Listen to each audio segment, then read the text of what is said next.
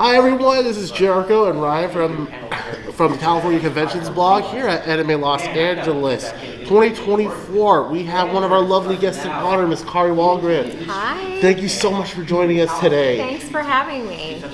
First of all, how's your convention so far? It's been really wonderful, actually. The fans here are probably some of the nicest I've ever met, and the staff has been wonderful. So yeah, so far it's been a really great experience. Well, I'm very glad you're enjoying your convention.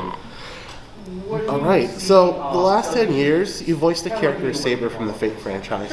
Over those 10 years, between the different variations of Saber, what are your thoughts on the evolution of her character from Zero onward? I think that that's a great question, actually, because there has been such a nice evolution of her character. And I feel like with every title that has come out, we've gotten to see so many different sides of her. We've gotten to see the ruler, you know, the very powerful warrior, but we've gotten to see the vulnerability of Saber, and then we've gotten to see kind of this sweet, awkward, girly side in moments.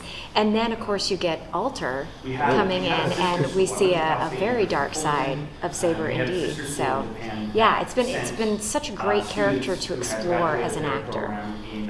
While we're on the topic, was there any variation of Saber that you enjoyed working on the most between Alter, or from Zero, or even the Lion King of the Island? Oh, that's a great question. I mean, it's all been great. I did really love Fate Zero. There was just a lot of that about, you know, being a king that I just really responded to with just how conflicted she was. So I really loved that part.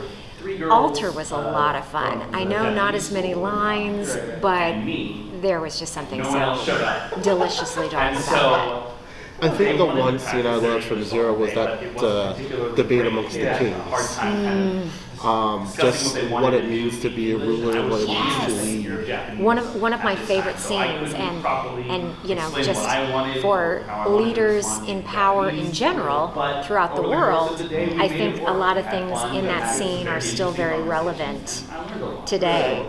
So yeah, great scene.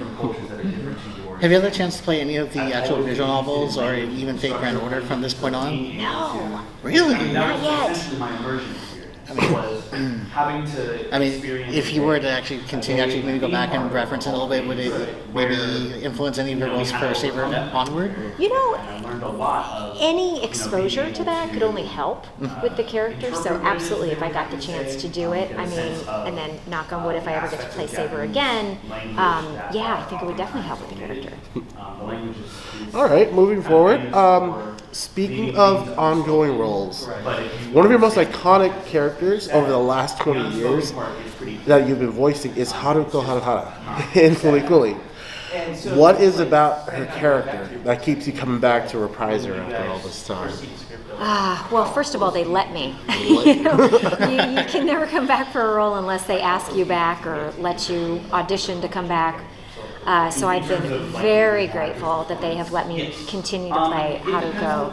And she is probably one of the most fun, challenging, complex characters I've ever played because, and I didn't realize it at the time because she was my very first anime role ever. Right. So, you know, you just jump into that and you think, oh, well, everybody swims in the very deep, deep end of the pool, and then you realize, oh, wait, there's a shallow end, and I just wasn't in it, you know?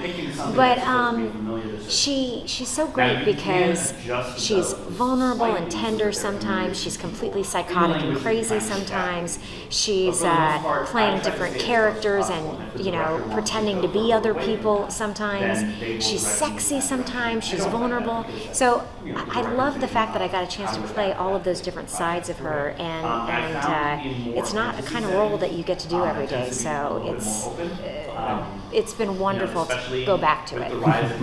Given the changes between the animation style and the evolution of her character going from the original to to Grunge.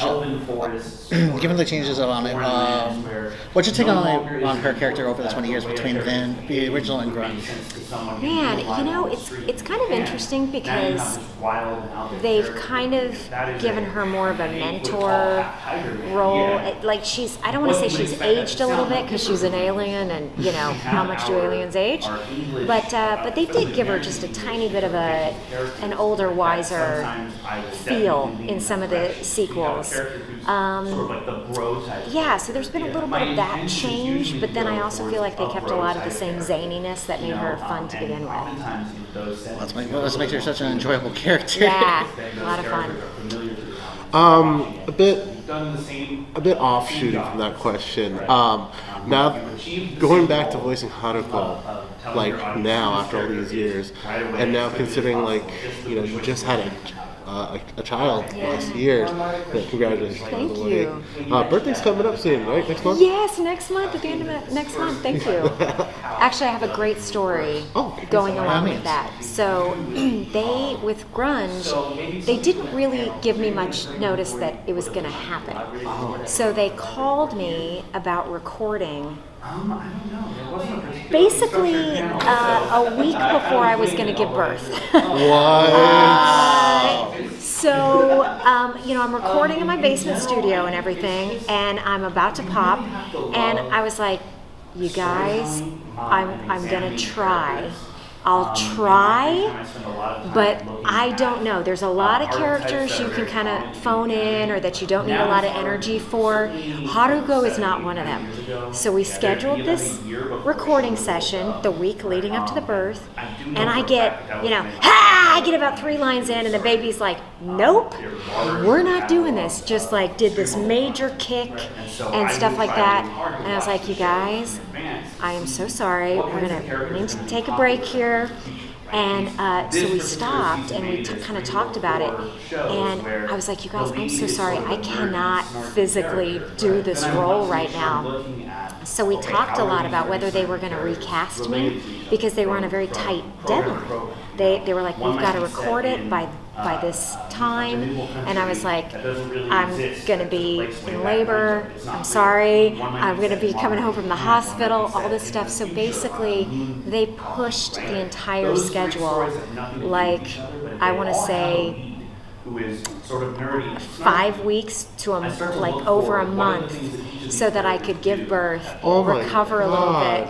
So it was the last session that I tried to do before I had the baby, and it was, I think, the second job that I did after having the baby. So now you know. Holy moly! Yeah, that's a production baby right there. In fact, I think, spoiler, this would probably be the only place that I've ever announced this in an interview. There might be a spoiler in the credits. If you actually read the credits, you guys, there might be a spoiler in the credits. That's all I'll say. We'll keep an eye out. Like I said, world exclusive, guys. Yeah, this is actually a world exclusive right there. Oh boy. No pressure. No pressure.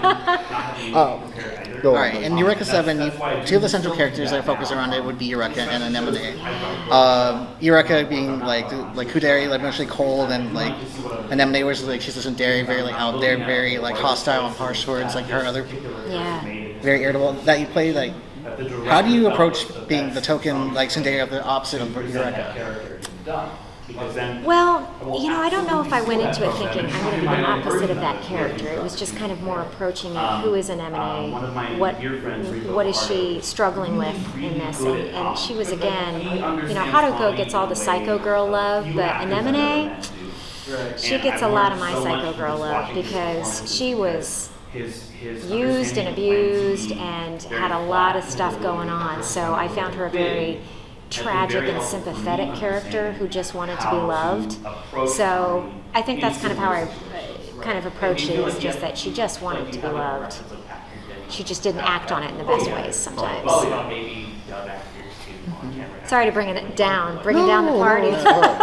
I mean, it's our boss. It was a huge Anemone fan who couldn't make it today, so he really wanted these questions to go through. Yeah.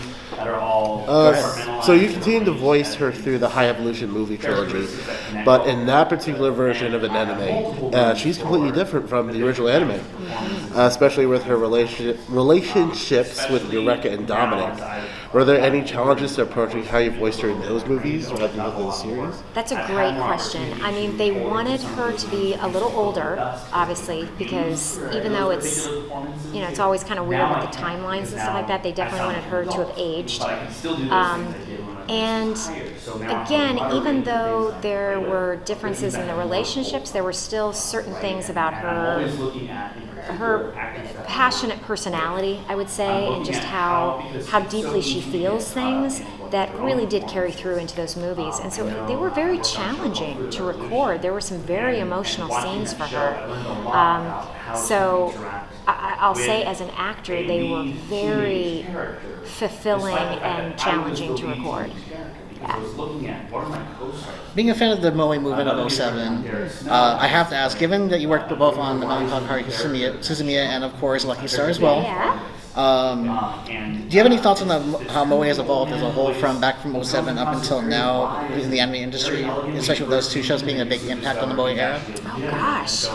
I'm probably not the best person to speak on that, just as far as the evolution, because I don't know if I've seen how it's evolved up until present day, but I can say that at the time when we were recording them, it was very groundbreaking, and it felt very much like, oh, this is not the kind of animes that we've seen in the past, like especially as U.S. audiences. So it was really fun to be a part of them, and every once in a while somebody will be like, oh, they're too cutesy or something like that, and you're like, yeah, but at the time, it was such a style that was like new and fresh and really fun to record. So, yeah.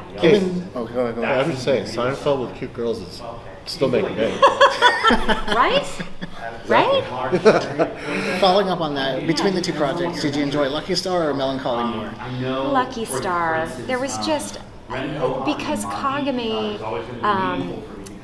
is just like, if I have to think of what I was like in junior high, it was Kagami. Like that uptight, type A, very studious, but with this romantic streak who loves her friends. I mean, it was me. So I really responded to that, and just the friendships between the girls was so much fun to explore. So yeah, that one has a special place. So you could say that you kind of played yourself a little bit when you were a little bit. Yeah, a little bit. Interesting. Yeah. So, given the complexity of a game such as Cyberpunk 2077, how was it like to work on that big a project and a character like EVELYN Parker? Oh my gosh, you guys are asking good questions. We dug deep. Yeah, I feel it. I loved that audition because they don't tell you what you're auditioning for. They just give you the character design, which was super cool, and it wasn't the end character design that they used, but it was something kind of in that spirit. And they give the breakdown of her being this kind of call girl and everything, and they're like, she probably grew up somewhere like Kansas, and I grew up in Kansas. So I remember emailing my agent after the audition and being like, oh, I hope I get this part. Because I didn't even know what it was for, but the script was cool, the character description was really cool. It just drew me in. And the recording process was great for it. Like I remember they kept the studio very, very dark, and I just sat a lot. So when I was recording lines, I just sat like this a lot when I was talking to them. So, and it really kind of just got me in that vein. And I remember wearing very glittery eyeshadow. That was my one thing to kind of get into character. Is that I wore this very glittery eyeshadow that I don't normally wear. And it was just a great character. So it was only much, much, much later, probably at the end of the project, where they were like, oh, by the way, this is a huge deal. This is a huge game. And I was like, oh, okay. I hope it turned out okay. You know what I mean? So, yeah. Took a little bit, though. Took a little bit. given the outcome of Evelyn, do you believe that she deserved a much better fate during the game, or did it had more screen time over it? Yes, she deserved a better fate. Oh my gosh, she deserved so much better. She's just she's such a tragic character. It breaks my heart. Now, granted, she was dabbling in some stuff that she shouldn't have been, but I wish that I just liked her so much as a character that I wish that she would have had more story arcs. Yeah. Forget it, Ryan. It's Night City. Breaking my heart, Shum. When it comes to adaptations of various source material or creating original content, one of our team members dreams of a prequel series about Charles, V2, and Marianne and their story about their rise to power in code Geass. She's nicknamed the Flash. Would you be down to see that happen, given that she doesn't have much screen time in the series? Yeah. That's a quick answer. Yes, absolutely. Put some action mom in there? Yeah. Oh, yeah. Let's do it. All right. I think that wraps up all of our questions. We want to thank you so much for giving us time for your interview today. Thank you guys. Where can the audience find you on social media? I am at Kari Walgrhen, KariWahlgren. I'm sorry, my parents are Scandinavian. But I'm at Kari Walgrhen on Instagram, I'm on TikTok, I'm on Facebook Official, I'm on Twitter, the artist formerly known as Twitter. So yeah, I love hearing from fans, and I love keeping connected with you guys, so please follow me, and once I can start talking about all these NDAs I'm under, I'll tell you about more projects coming up. Ooh, fun. Well, guys, that's about our time with Kari Walgrhen. Ms. Walgrhen, thank you so much for your time. Thank you guys. Everyone check out our all socials, her socials. But I'm Ryan, this is Jeriko. That's it for the Con blog. Have a great rest of your con, guys. ALA 2424.